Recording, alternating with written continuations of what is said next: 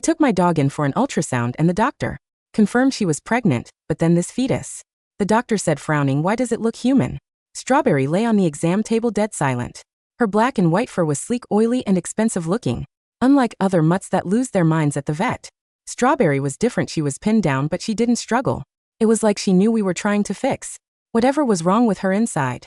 We didn't even strap her down. 2 nurses, cute girls in scrubs, hold her limbs on either side. Strawberry just lay there, eyes wide. She's an Alaskan Malamute peach face variety. A year and a half old, a big girl weighing in at nearly 90 pounds. Almost as heavy as I am when she stands on her hind legs. She's practically eye to eye with me, being a single woman living in the city. Walking Strawberry at night is better than carrying pepper spray. Nobody messes with a beast that size. 2 days prior, he had bolted out the door. I searched everywhere, frantic, thinking some scumbag dog thief had snatched her for a meat market. Then just as I was losing hope, Strawberry came back. But here's the weird part. After being lost on the streets for 2 days, she was spotless. Too clean. Her fur wasn't matted. There wasn't a speck of mud on her. She was fluffy, soft, and smelled like she'd been groomed. Initially I didn't clock anything wrong. She acted healthy, ate normally. But a month later her belly started swelling like a balloon. She got lethargic, spent all day sprawled on the floor, and stopped eating. I thought she was sick, so I dragged her to the nearest vet clinic. The doctor probed her stomach and frowned. She might be knocked up. I let out a breath. Okay, not cancer. Good. Then the rage hit me. My precious baby got defiled by some random street mutt. Strawberry rarely went out. Her only friend was a male golden retriever owned by a neighbor. But we kept them on tight leashes. I strictly cock-blocked them. I swear on my life, Strawberry and that golden were just friends. The only explanation was those missing 2 days. She must have been running wild, getting banged by some stray mongrel, or worse, gangbang. Thinking about my poor daughter getting taken advantage of in some alleyway made me want to cry. "Doc, is she really pregnant?" I asked, stroking her depressed-looking head. "Let's do an ultrasound," the doctor said. The nurses lifted her onto the table. I whispered, "It's okay, Mama's here. Don't move," while the doctor prepped the gel. I found myself bargaining with God. "Please let it be another Malamute, or at least a husky howl. I'll take an ugly mix over a disease." "Confirmed she's pregnant," the doctor said, staring at the grainy black and white monitor. I knew it. "That's odd," the doctor muttered. "Odd how my stomach tightened. This fetus." The doctor hesitated, sliding the wand across Strawberry's shaved belly. Eyes glued to the screen. "Why does it look like a human?" "Excuse me," I froze, leaning in. "Look." He turned the screen towards me. "Doesn't that look like a human fetus to you?" On the screen amidst the static was a shadow. A head, a torso, 4 limbs, curled up in the fetal position. It was undeniably humanoid. I couldn't speak. "First time seeing this," the doctor laughed nervously. "Dogs can't carry humans. Genetic impossibility, right? Biology 101. Ultrasounds can be tricky." He waved it off. "Shadows and angles. It's just a coincidence. Dogs have heads and limbs too. Maybe it's just the position." The nurses nodded in agreement. I exhaled. Of course. Humans and dogs have reproductive isolation. Even in the sickest scenario where some pervert dude raped my dog, she couldn't get pregnant. It's impossible to spawn a dog-man hybrid. Haha. What was I worried about? I should be worried about her birthing a litter of ugly poodle mixes. Whatever, I'd give them away. Strawberry was still my girl. I took Strawberry home and treated her like a queen. Her belly kept growing. Occasionally she'd heave and vomit. Morning sickness. I called the vet. "Is this normal?" "Yeah, mammals get morning sickness. Totally normal," I comforted her, rubbing her head. "It's tough work, baby." To keep her spirits up, I started driving her to a larger park further away from my cramped apartment complex.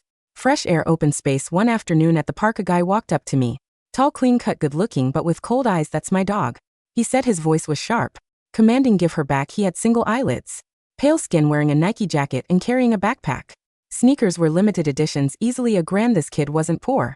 He looked young, maybe 25 tops. Probably a student at the university nearby. "Buddy, this is my dog." I gripped the leash tighter. He paused, looking suspicious. "Yours?" "Yes, you've got the wrong dog." He stared at Strawberry, analyzing her body like she was a lab specimen. "I don't make mistakes. I know her body. That's my dog." "Listen here, asshole," I snapped. "This is Strawberry. I've raised her for a year and a half." He went silent, then bent down to touch her. Strawberry flinched violently, hiding behind my legs, baring her teeth. A low guttural growl vibrated in her throat while she looked at him with pure terror. She hated him. Then it clicked. The 2 missing days, the clean fur. "Wait," I said, "she went missing a while back for 2 days. Did you find her?" After some back and forth, he admitted it. "I found her wandering," he said, feigning regret. "Thought she was a stray. I took her home, fed her, then she ran away again." Misunderstanding cleared. Maybe, but he kept staring at her belly with a creepy, obsessive hunger. "My dog came back pregnant." I blurted out, testing him. "Do you have a dog? What breed?" I wanted to know who the hell the father was. The guy's face twitched. He looked genuinely panicked. She's pregnant, yes. He looked like he'd seen a ghost. But quickly masked it. I don't have a dog. She probably got knocked up by a stray when she ran out. He wouldn't give me his name and left in a hurry. I thought he was just an awkward, rich college kid who tried to be a good Samaritan. I had no idea how wrong I was. 3 months passed. A dog pregnancy usually lasts about 2 months, 63 days. Strawberry was overdue. Massive. I dragged her back to the vet. The doctor was baffled. He fired up the ultrasound again. What perfectly weird, the doctor mumbled. I looked at the screen. There it was again, a curled up infant. It looked exactly like a tiny human baby. DOC, seriously? I said, my voice shaking. That looks like a person. The doctor shifted the probe to her lower abdomen. The angle changed. The head looked a bit pointier, now less human. More. Naughty dogs have a bicornuate uterus, he explained, tapping the screen. From this angle, maybe not a human. A human head shouldn't look like that. And why only one, I asked. Don't dogs have litters? Why is she only carrying one? Singletons happen. He shrugged. Rare. But it happens. Look, if you're worried, we can do a C-section and abort it, but it's risky and expensive. Couple $1,000, thousands. I shook my head. I was living paycheck to paycheck. I could barely afford myself. And premium dog food. Just wait for labor, the doctor advised. If the puppy is deformed, we deal with it then. So we waited. Another month passed. 4 months total. That's double a normal dog pregnancy. Summer hit. My mom came to visit me for a month while I slaved away at my 9 to 5. She watched Strawberry. I installed a webcam in the living room pointing directly at the dog bed. Strawberry was huge, lethargic. A beached whale on the floor. Late June. I checked the cam feed from my office. Strawberry was thrashing in her bed, letting out blood-curdling screams. Panicked, called Mom. Go home now. Mom dropped her groceries and sprinted back. Before we could figure out how to transport a 100-pound pregnant dog to the hospital, Strawberry let out one final agonizing shriek. Something red and wet slid out of her. She gave birth. I yelled at my screen, standing up in my cubicle finally after months of anxiety. What is that? My mom's scream tore through the phone speaker. It wasn't a happy scream, it was pure terror. The phone line was dead. The silence that followed was heavier than the scream. I didn't bother grabbing my purse. I sprinted out of the office, ignoring my manager's confused shout, and hammered the elevator button. When it didn't come fast enough, I took the stairs 6 flights, my heels clacking like gunfire against the concrete. The drive home was a blur of illegal U-turns and shattered speed limits. My mind wasn't processing the road. It was stuck on that grainy webcam image. The red slick on the floor. The shape of the thing that had slid out of my dog. It looked like a hand. A small, pale, human hand pawing at the air. I burst into my apartment building, nearly tearing the front door off its hinges. The hallway on the 4th floor smelled wrong. It didn't smell like dog poop or birth. It smelled like copper and ozone, the scent of a thunderstorm mixed with a slaughterhouse. Mom, I screamed, fumbling with my keys. My hands were shaking so hard I dropped them. I fell to my knees, scraped them, cursed, jammed the key in, and kicked the door open. The living room was dim. The curtains were drawn. The air conditioning was humming, freezing the sweat on my neck. Don't, a voice whispered. I froze. It was my mother. She was pressed into the corner of the dining room, behind the glass table. Her face was gray, drained of all blood, her eyes fixed on the dog bed in the center of the living room. She held a kitchen knife in a trembling hand. Mom. I breathed, stepping forward. Don't go near it, she hissed, tears streaming down her face. It's not right, Sarah. It's not a puppy. I looked at the dog bed. Strawberry was lying on her side, panting heavily. Her beautiful black and white fur was matted with blood and fluids. She looked exhausted, her tongue lolling out, eyes half closed, and curled against her belly. Nursing, was it? It wasn't a dog. It wasn't a human. It was pale, sickeningly pale, like raw chicken breast. It had no fur. It was the size of a human infant, maybe larger. Its back was arched, the spine protruding in sharp, knobby ridges. As I watched, a tiny hand-like paw reached up and kneaded Strawberry's stomach. 5 fingers. Long, translucent nails. I felt the bile rise in my throat. Strawberry, I whispered. At the sound of my voice, the thing stopped nursing. It turned its head. I stopped breathing. It had a human face. Or a mockery of one. The skin was tight over the skull, the nose flat and recessed like a skull's nasal cavity. But the eyes were blue. Bright, electric blue. They were the eyes of the man from the park. What is that? I choked out. It screamed, my mom sobbed. When it came out, it didn't whine. It screamed like a man. The creature stared at me. Then its lips, thin pale lips, pulled back. It wasn't a smile. It was a threat. Rows of needle-like teeth, serrated and translucent, filled a jaw that unhinged slightly too wide. It let out a sound. Click, click, hiss. Strawberry lifted her head. She looked at me, then at the thing. She let out a low, warning growl. But she wasn't growling at the monster. She was growling at me. Strawberry. I stepped closer. Baby, come here. She snapped her jaws, eyes dilated. She was protecting it. The maternal hormone cocktail had flooded her brain. She didn't care that she had birthed an abomination. To her, it was her puppy. We have to go. I told my mom, grabbing her arm. We have to leave. Now. I can't feel my legs, Mom wept. Suddenly the creature twitched. It convulsed, its ribs cracking audibly. It was growing. Visibly growing. The skin stretched, tearing slightly then knitting back together in seconds. It let out a high-pitched mewl that sounded horribly like Mama. Strawberry licked its bald head tenderly. Knock. Knock. Knock. 3 distinct, heavy raps on the apartment door behind me. I spun around. The door was wide open. I hadn't closed it. Standing in the doorway was the guy from the park. The Nike jacket. The limited edition sneakers. The cold, single-lidded eyes. He wasn't looking at me. He was looking past me at the creature on the floor. He smiled, and the temperature in the room seemed to drop 10 degrees. Subject 7, he said, his voice smooth as glass. Daddy's home. I raised the knife my mother had dropped. Get out. The stranger didn't even blink. He stepped inside and closed the door behind him, locking the deadbolt with a casual flick of his wrist. Put the kitchen utensil down, Sarah, he said. He knew my name. You're witnessing a miracle. Don't ruin it with crude violence. What did you do to my dog? I screamed. I improved her, he said, walking calmly toward the living room. Alaskan Malamutes have incredible endurance. High pain tolerance. Robust genetic scaffolding. Much better than the fragile human uterus. Human women, they tend to rupture around the 3rd month. My stomach turned over. You put a human baby in my dog? Human. He laughed, a dry barking sound. Oh no. Humans are obsolete. That, he pointed a pale finger at the thing nursing on my dog, is the future. A chimera. The durability of a beast, the intellect of a man, and the predatory instinct of, well, something else.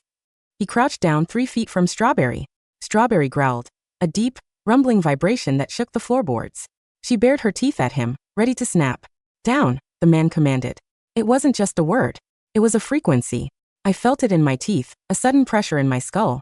Strawberry whimpered and dropped her head, whining submissively. The creature, however, detached from her teat. It scrambled backward, its movements jerky and insect-like. It hissed at the man.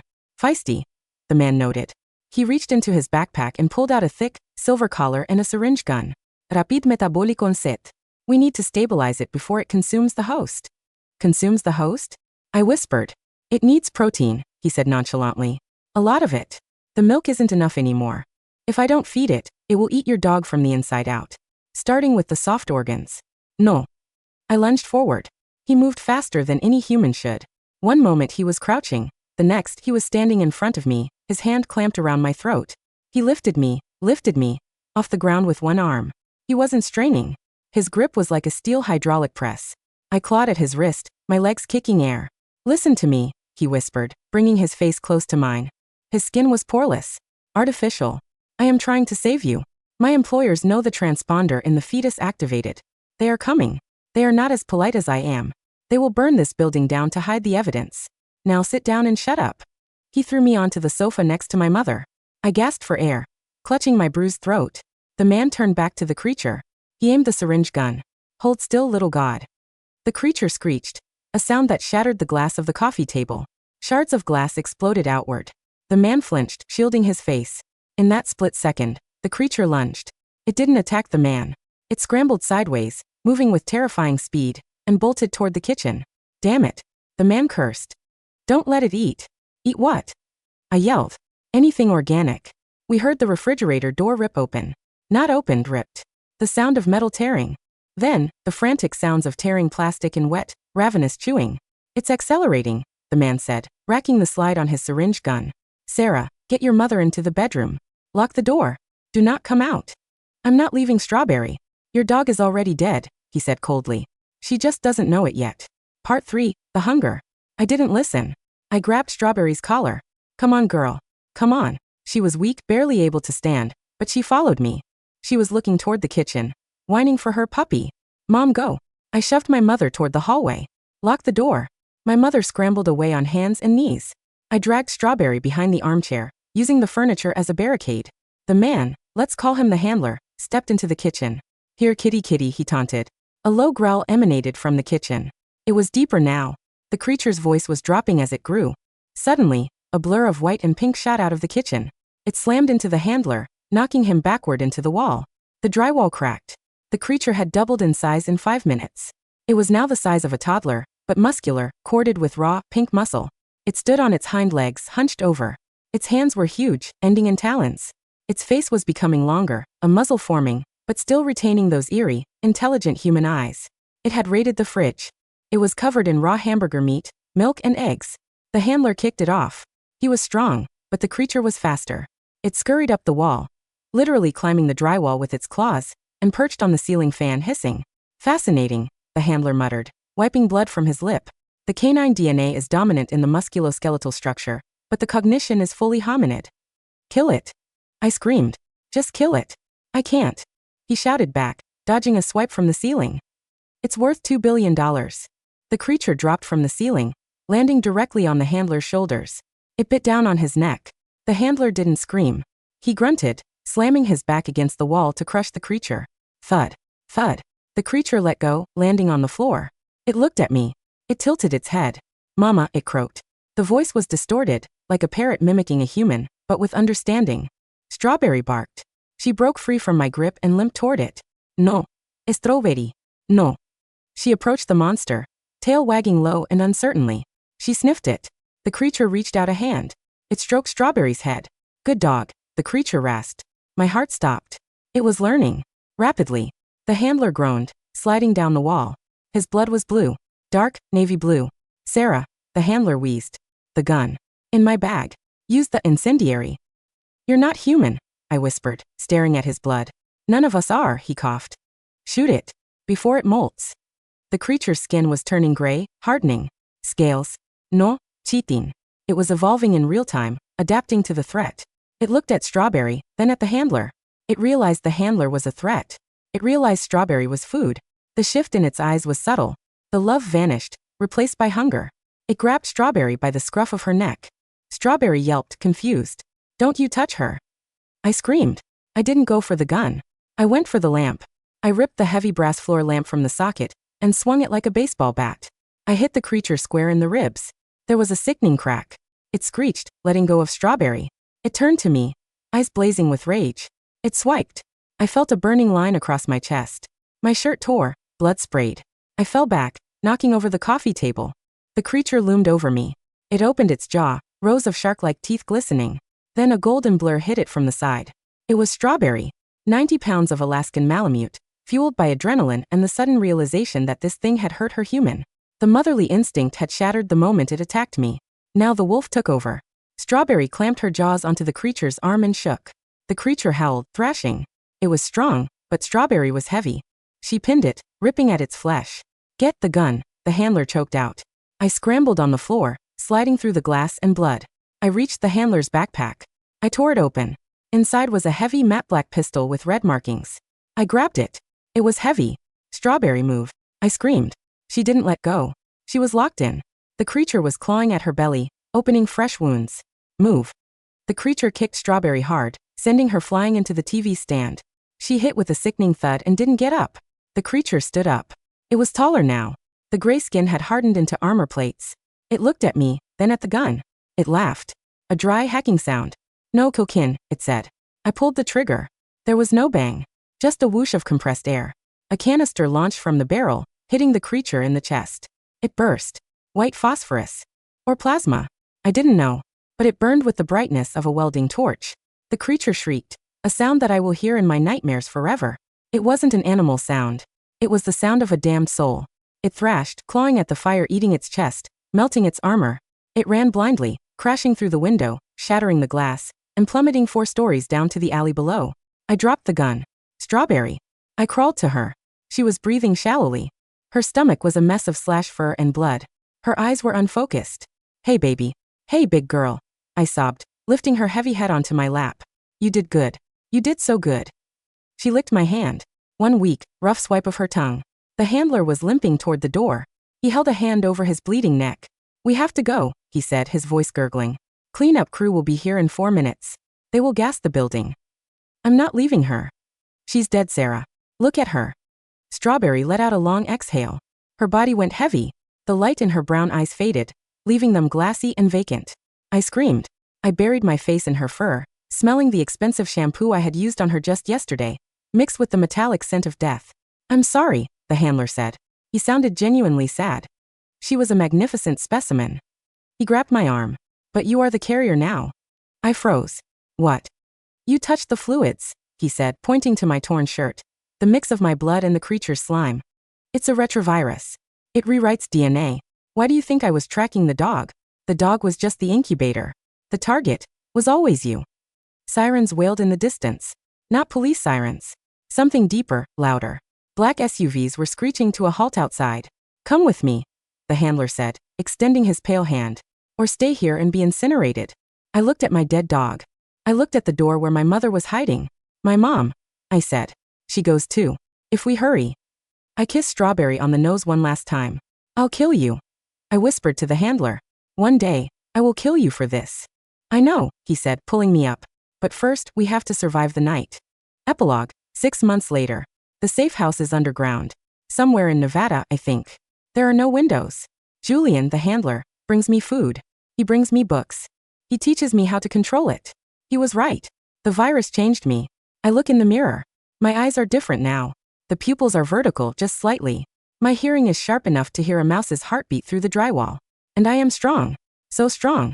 I touch my stomach. It's flat for now. But I can feel the second heartbeat. Not a baby. A litter.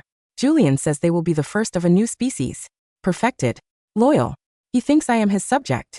He thinks he owns me. But he forgets one thing. He told me Strawberry's DNA stabilized the strain. He told me the wolf was the key. He forgets that Alaskan Malamutes are known for 2 things. Their immense strength, and their ability to hold a grudge. I am biding my time. I am eating my protein. I am letting them grow. And when the time is right, when the lock on the door clicks open, I will show Julian exactly what happens when you mess with a bitch's family. I will tear his throat out with my teeth. And then, we will run. End.